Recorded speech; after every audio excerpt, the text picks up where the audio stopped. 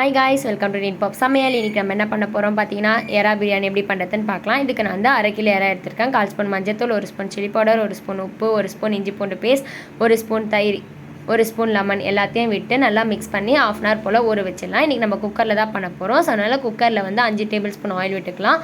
அதுக்கு அடுத்து பட்டை, கிராம்பு, ஏலக்காய், அன்னாச்சிப்பூ, பிரியாணி இலை எல்லாத்தையும் ஆட் பண்ணிக்கலாம். அது கூட ஒரே ஒரு பெரிய சைஸ் வெங்காயத்தை ரவுண்டாக கட் பண்ணி ஆட் பண்ணிக்கிறேன். இது நல்லா ப்ரௌனாக ஆனதுக்கப்புறமேட்டு அது கூட 2 ஸ்பூன் இஞ்சி பூண்டு பேஸ்ட் ஸ்லோ ஃப்ளேமில் வச்சு ஒரு 2 minutes வதக்குங்க. அதுக்கப்புறமேட்டு தக்காளி போடுங்க. தக்காளி வந்து 2 மீடியம் சைஸ் தக்காளியை நான் ஆட் பண்ணிக்கிறேன். அது கூட 4 பச்சை மிளகா ஆட் பண்ணிக்கிறேன். இது நல்லா மிக்ஸ் ஆகட்டும். நல்லா வதங்கினதுக்கு அப்புறமேட்டு 5 டேபிள் ஸ்பூன் தயிர் விட்டுக்கோங்க. இது நல்லா வதங்கினதுக்கு அப்புறமேட்டு ஒரு கைப்பிடி அளவு புதினா ஆட் பண்ணிக்கலாம். உங்களுக்கு தேவைன்னா கொஞ்சமாக கொத்தமல்லியும் போட்டுக்கலாம், தப்பில்லை. அதுக்கு அடுத்து 1 spoon chilli powder, 1 spoon garam masala, 1 spoon biryani masala, 1 spoon coriander powder. இது நல்லா போட்டு மிக்ஸ் பண்ணதுக்கு அப்புறமேட்டு நம்ம ஊற வச்சுருந்த எறாவையும் ஆட் பண்ணிக்கலாம். இது நல்லா இந்த மாதிரி மிக்ஸ் ஆகி வந்ததுக்கு அப்புறமேட்டு 3 கிளாஸ் தண்ணி விட்டுறேன்.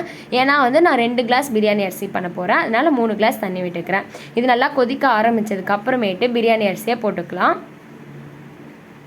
பிரியாணி அரிசி போடுறதுக்கு முன்னாடி நம்மளோட அந்த தண்ணி ஃப்ளேவர் வந்து எப்படி இருக்கணும் பார்த்தீங்கன்னா, உப்பும் காரமும் 1 ஸ்பூன் எக்ஸ்ட்ராவாக ஒரு இன்ச் எக்ஸ்ட்ராவாக இருக்க மாதிரி இருந்தால் தான் நம்மளுக்கு பிரியாணியில் உப்பும் காரமும் கரெக்டாக இருக்கும். அரிசி உடையாமல் இருக்கணுன்றதுக்காக நான் வந்து மேலே வந்து லெமன் 1 ஸ்பூன் போல் விட்டுட்டு மூடி வச்சிடறேன். இதை வந்து 1 விசில் தான் வச்சு எடுத்திருக்கேன். அவ்வளோதான், நம்மளோட சுவையான பிரியாணி ரெடி. இந்த வீடியோ உங்களுக்கு பிடிச்சா லைக் பண்ணுங்கள், ஷேர் பண்ணுங்கள், மறக்காமல் சப்ஸ்கிரைப் பண்ணுங்கள். பாய் பாய்.